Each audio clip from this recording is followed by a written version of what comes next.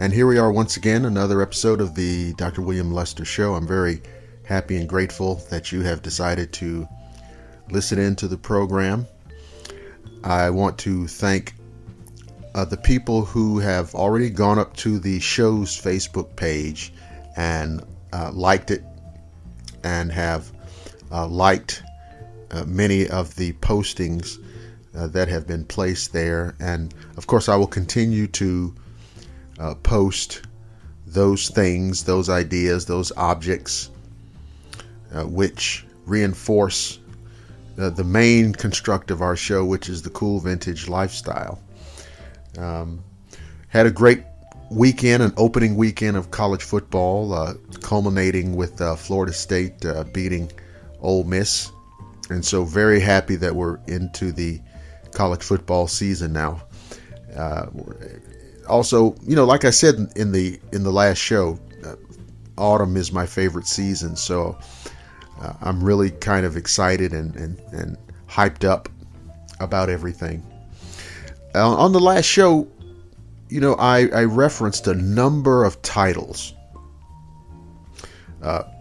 movies, television shows, and just offered some reflections. And of course, there are many, the scores of others that I didn't get in at that point.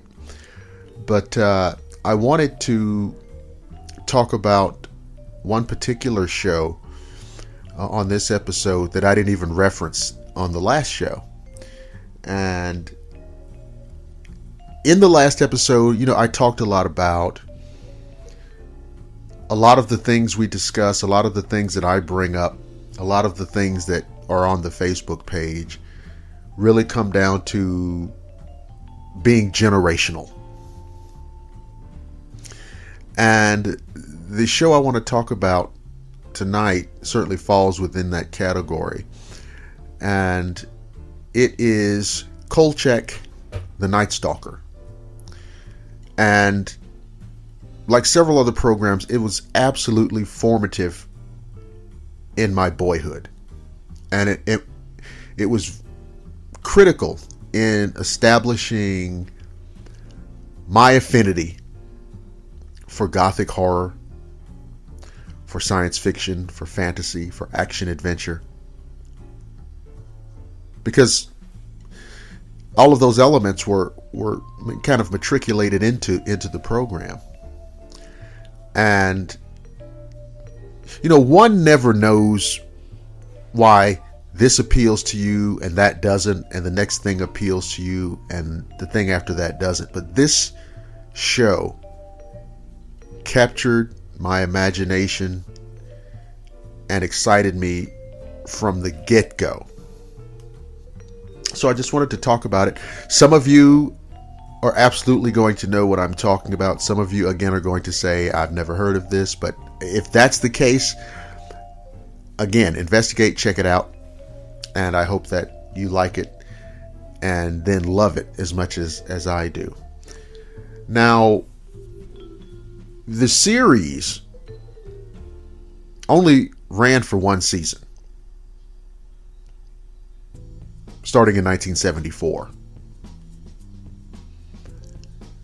And I have kind of vacillated back and forth between, I wish we could have gotten more seasons, and it's a shame there's only one season of it. And, well, what we have is a nice, tight little series of one season. Because some shows suffer the fate of going too long, and things get repetitive, things get redundant and formulaic, no longer compelling. Well, that doesn't happen with this show, aside from the fact that it has really good writing, really good acting, really interesting stories. There's only one season. So there's not enough there to ever get stale. So the series begins in 1974, running on ABC, Friday nights. And of course, that fact alone contributed to my kind of my kind of love and adoration for Friday night because Friday night was also the domain of other fantasy and horror films.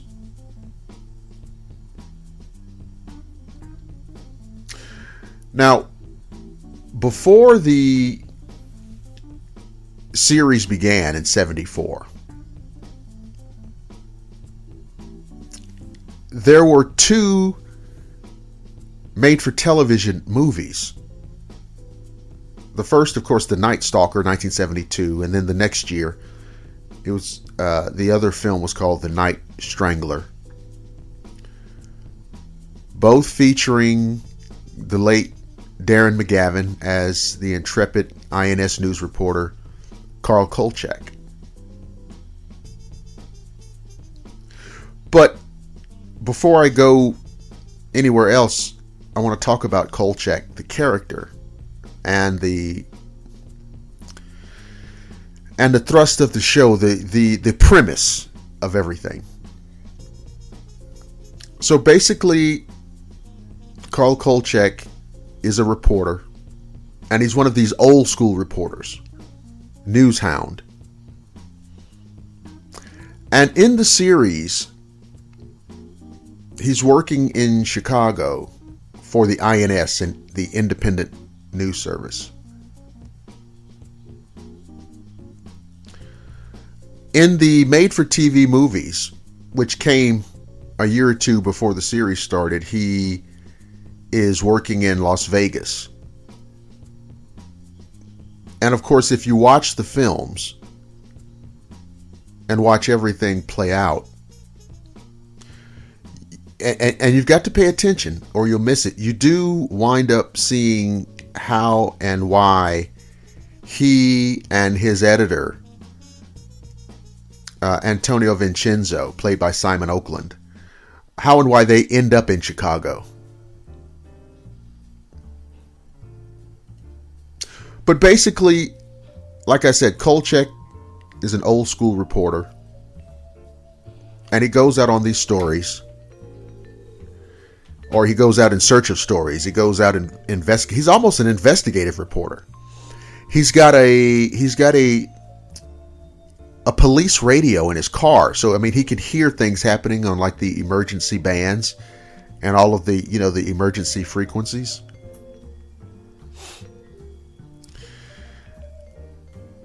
But now here's the thing. He always seems to stumble on a series of events that have a paranormal nature to them, or an occult nature, or something supernatural. And of course, because he's a witness to these manifestations, he really doesn't have trouble believing that it's real. I mean, Kolchak is a guy who believes his own two eyes.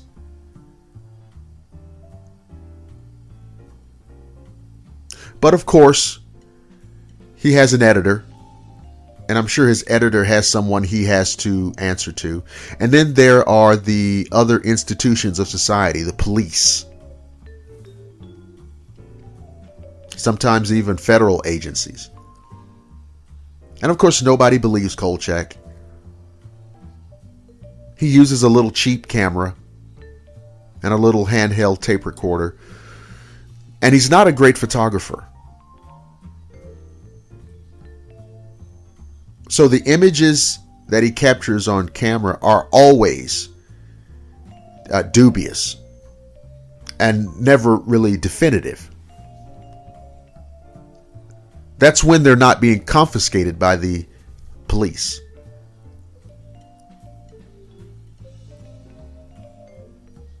Then there is another element in the show where you see officialdom, official agencies, official people, official organizations actually doing cover-ups. Because like Kolchak, they know that whatever the thing is, whatever the manifestation is, whatever's going on is real. And it's all executed rather benevolently. We don't want people to panic. We don't want people to be upset. We don't want people to know.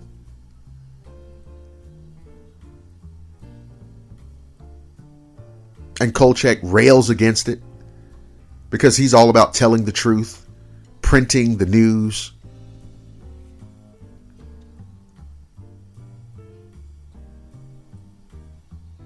And he's threatened with legal action. He's threatened with prosecution. He's threatened with incarceration. He's threatened with bodily harm. He's threatened with the possibility of losing his job. All in an attempt to prevent him from, publishing these stories.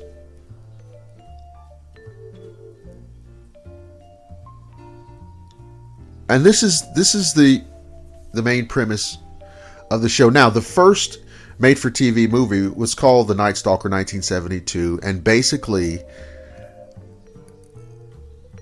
it is Kolchak discovering that in Las Vegas there is actually a vampire stalking the gambling strips at night.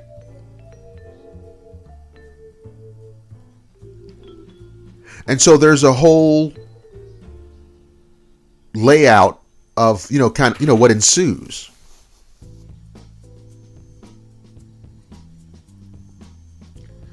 And there's great interplay in the film between Kolchak and his editor and the city fathers of Las Vegas and the Las Vegas Police Department. There's even a character in there who I believe is some kind of federal agent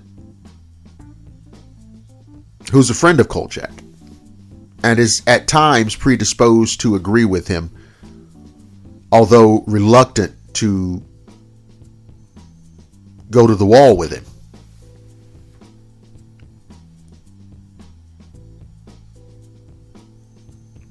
Claude Akins plays a Las Vegas lieutenant or captain or something, a police official. It's a very entertaining made-for-TV film, an excellent segue in what's going to be an incredibly fun series. And I can't remember the actor who plays the vampire, but he does a remarkable job. He's a very imposing figure. Barry Atwater, that's his name. Barry Atwater. And also the always lovely Carol Lindley plays Kolchak's girlfriend in this film. So you definitely should look for that. And I would say if you're going to jump in and follow this series, I would say really start here. Start with this first film.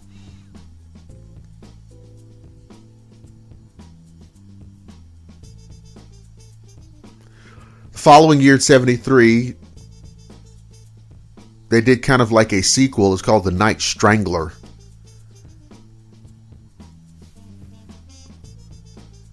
And again, Kolchak encounters unexplained phenomena.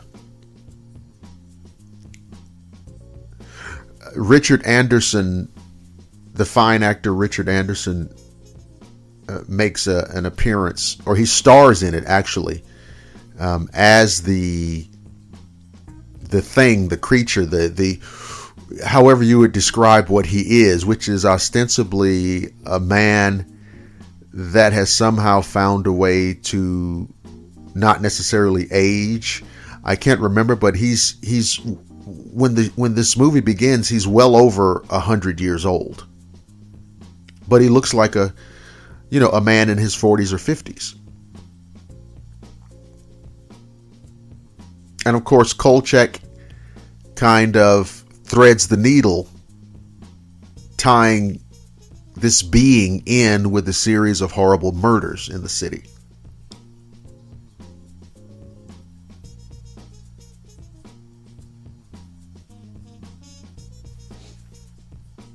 So these are the two made-for-TV films that kind of kick off this series. I've seen both of these in various versions or formats on DVD. I mean, I've seen them like, both movies in one package, or I've seen them sold individually. They're probably available somewhere streaming. Netflix, Hulu, maybe Amazon. I'm always excited to see new and additional streaming platforms because it just opens up more possibilities to see some of these great shows. So The Night Strangler, 1973, January 16th it airs, 1973. The Night Stalker, 1972, it airs January 11th, 1972 on ABC. By the way, this whole thing is predicated on a novel by Jeff Rice entitled The Kolchak Papers.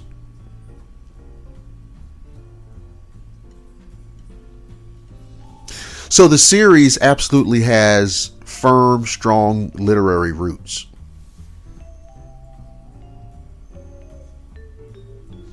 The show was very well written, and it was always much more than just the disposable monster of the week type of nonsense.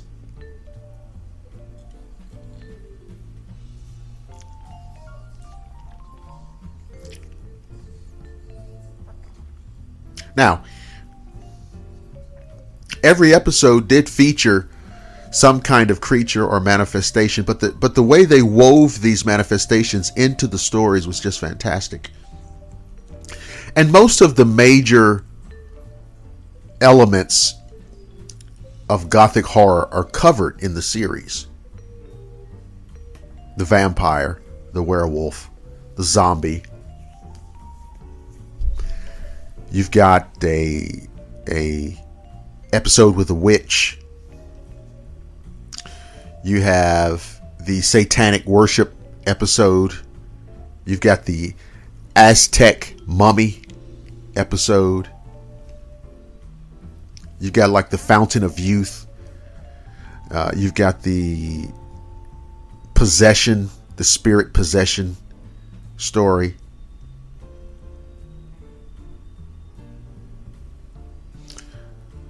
You have the alien kind of UFO type story. You've got the reptilian lizard man episode, which is a really good one. It's called The Sentry. You've got the wild, out of control ape man episode, which is entitled Primal Scream. You have a great episode called Bad Medicine, which is the manifestation of a skinwalker, a shape-shifting Native American witch.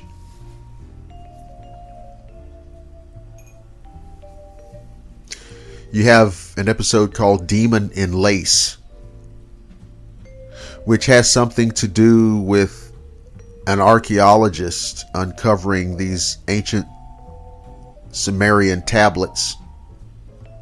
And I think there's an incantation there or something that summons this ancient demonic force.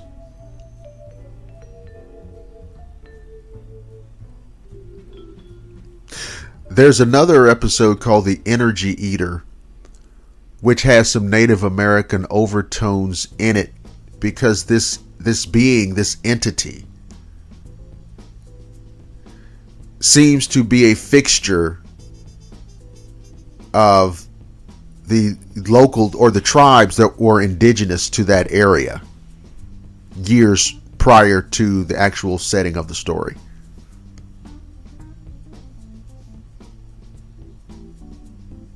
The werewolf episode is a standout episode, and I remember this was one of the ones that really scared me. And here's why. In the story,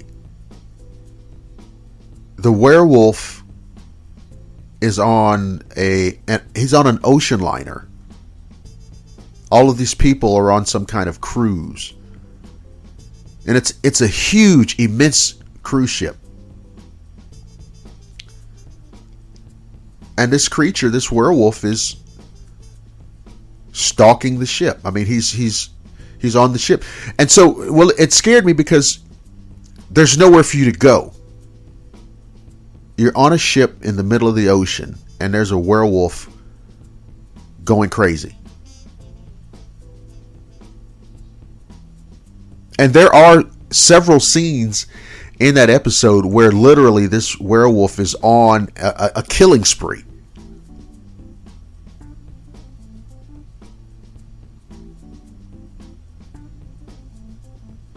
One of the really cool things about this particular episode is the werewolf is not making, I don't know what you'd see in a lot of werewolf films. You'll see the werewolf producing these very loud, monstrous, animalistic growls, maybe like a lion or tiger or something like that, like a big grizzly bear. Just this huge, ferocious, rumbling growl. That's what you see in most werewolf films. But one of the cool things that they did in this episode, which I think makes sense, and it's even creepier, is that the werewolf vocalizes sounds like a madman, like a lunatic, like an escaped lunatic, like a psychopathic killer. He sounds like a madman, of course, an insane man. But there's a humanistic quality to the sounds he's making. And it's just this crazed, insane wailing and grunting and screaming. And like I said, to me it's even creepier because it's more, I don't know, I mean, it's more realistic. I mean, as much as a television show about a werewolf, as realistic as that's going to be, it's more realistic.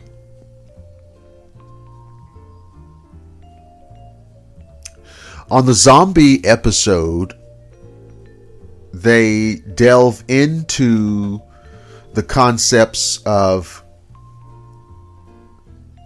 voodoo, Santeria, black magic. And of course, it's all an amalgamation. I mean, I wouldn't look at it in terms of, trying to derive any legitimate academic observations of voodoo, because it's being put together to entertain us. But it is interesting to see how they weave that into this story. And it's very interesting to see how in 1974 they were able to negotiate what would have been thought of as sensitive racial matters. Because in the episode, much of the magic and much of the voodoo and much of the activity of the story are involving black people from the Caribbean, probably Haiti. But I think it's carried off. I think it's pulled off with a lot of taste and class, without becoming pandering or insulting.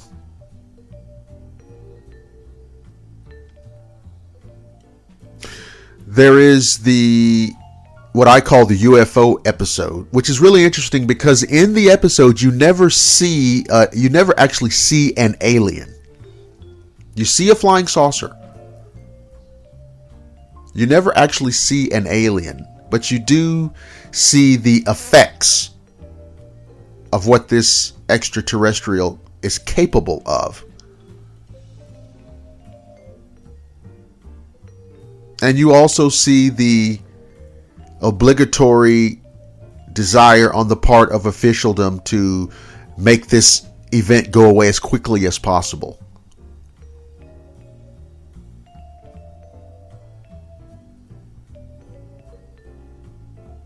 The Primal Scream episode, like I said about the wild ape man, I think in part was created because of the interest and popularity of Bigfoot at that time, which was rampant. It was a very popular subject in the mid-70s. And it's a good episode, and it talks about discovering these remains somewhere in the Arctic or Alaska. I can't remember which, but I don't want to do any spoiling for you. There is the Crazed Killer Robot episode, which never really resonated with me that much, but it is interesting and it's well executed.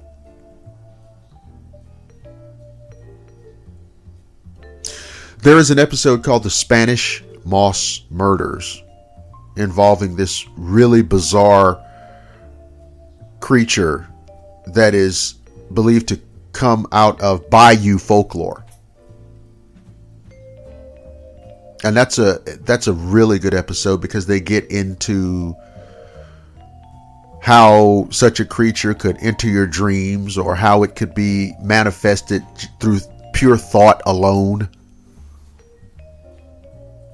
Really good episode. There's an episode about a resurrected Aztec king, resurrected as a mummy through the process of ritual murder. And that episode actually stars a very young Eric Estrada.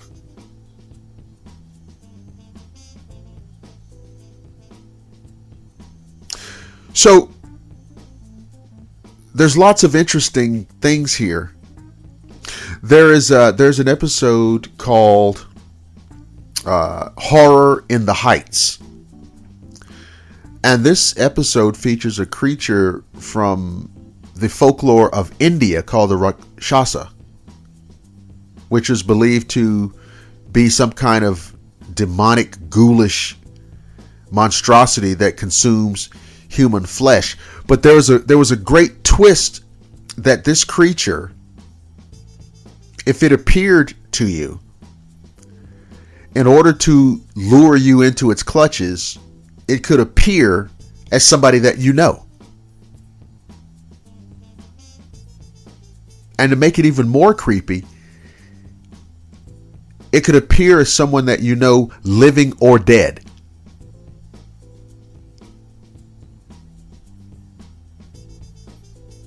So you could imagine seeing the manifestation of a person that you knew, a friend or loved one, who may have been deceased for a long time, and here this person is walking in your direction, talking to you as if nothing's ever changed. And I won't give one particular part away, but I will say the creature cannot be killed with bullets. There's a specific way this creature has to be dispatched.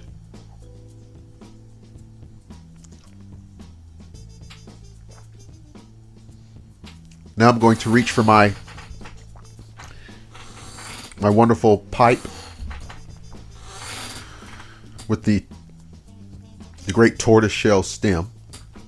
And I'm going to be filling the bowl with some recently acquired deep hollow pipe tobacco made by McClellan, an old and valued tobacco manufacturer.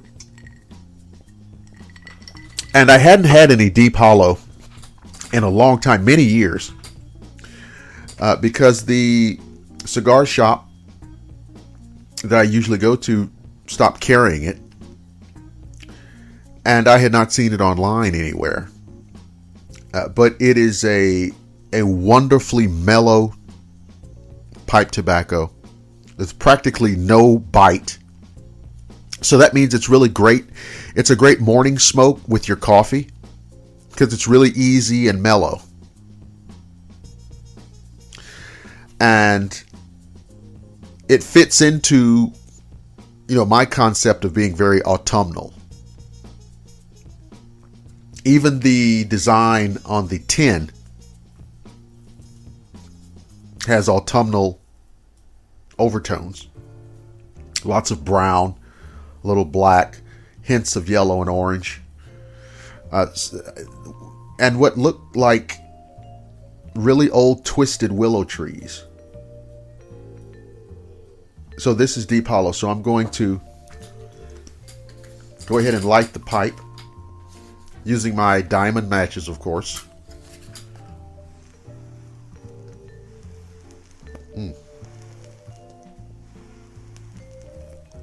Yeah, it's wonderful. Wonderful aroma. It smells like September or October should smell. And with it, I'm going to have just a little glass of some Lord Calvert Canadian Whisky. Like I mentioned in the last show, there are many great beverages of this sort that you can acquire for very moderate prices. This Lord Calvert, I believe it was like I think it was like $12 or $13 for a bottle. Lord Calvert Canadian Whisky, very good, very smooth, nice warm texture, perfect with the deep hollow pipe tobacco. And again, we're not trying to, make a big deal of buying, everything off the top of the shelf. And here's the other thing too. If some of you guys are like me, you like to keep your supply fairly well stocked. As some of you have probably seen on the Facebook page, I have a little office bar cart behind my desk, and I like to keep it well stocked. And when you're targeting those items at modest price points, it's easier to do. It's easier to do. Because I don't have to go spend $50 for one bottle of something. So we got the great Lord Calvert. We got the deep hollow. I'm gonna hit it again with the match.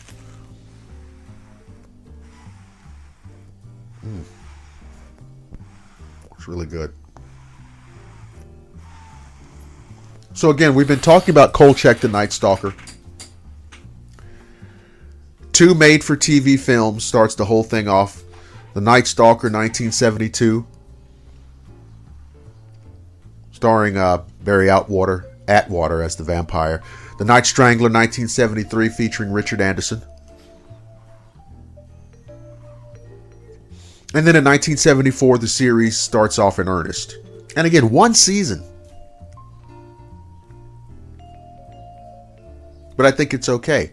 Now, I've mentioned a lot of the standout episodes, and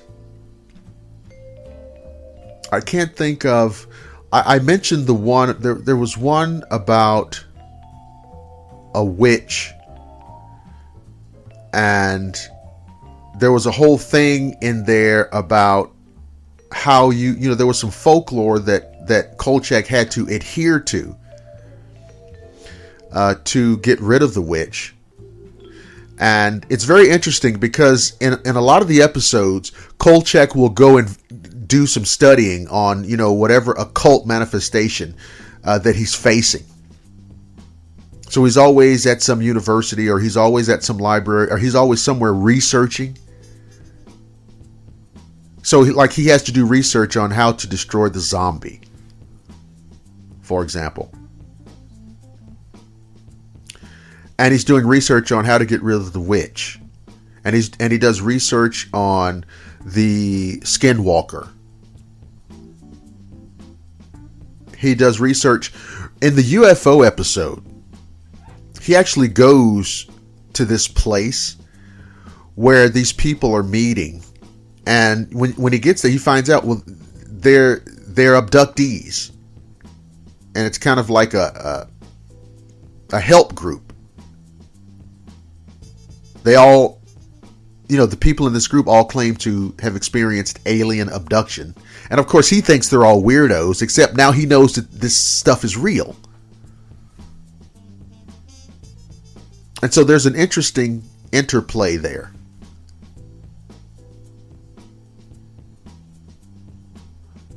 Another interesting feature of the show is that it's actually narrated by Kolchak himself from the standpoint of, now you can imagine that he's talking into his tape recorder. And he'll start off like, Thursday, July 15th, so-and-so and so-and-so, and here's what happens. And then at the end of the episode, he always kind of does an epilogue entry into his tape recorder. And of course, most of these are going to be of incidents that he will never be able to publish, at least not as a newsman. And you always get the sense that maybe one day when he's out of the newspaper racket, that he'll publish a book. In fact, I think at the end of the first TV movie, The Night Stalker, I think at the end he says something about his book is finished. So, Darren McGavin as Carl Kolchak, The Night Stalker. Start with the two made-for-TV films, 1972 and 1973 respectively. Then the series, the one season of this series, 1974-75. This should all be out there somewhere for you to pick up, either on DVD or streaming somewhere. If any of you guys are familiar with the series, your comments and commentary and your insights and your memories are welcome. If some of you guys have no idea what I've spoken about tonight, you've got your homework. Now, let me tell you again how you can listen to this show. Of course, we have the Blackwater Media YouTube channel. We have my personal Facebook page, which is just William Lester. We have the show page, which is the William Lester Show. And then you have Google+. And again, it's downloadable so that you can listen to it at your leisure on your mobile device, iPad, all these kind of tablets they have now. Whether you have an iPhone or an Android phone, any device that can play an MP3 file.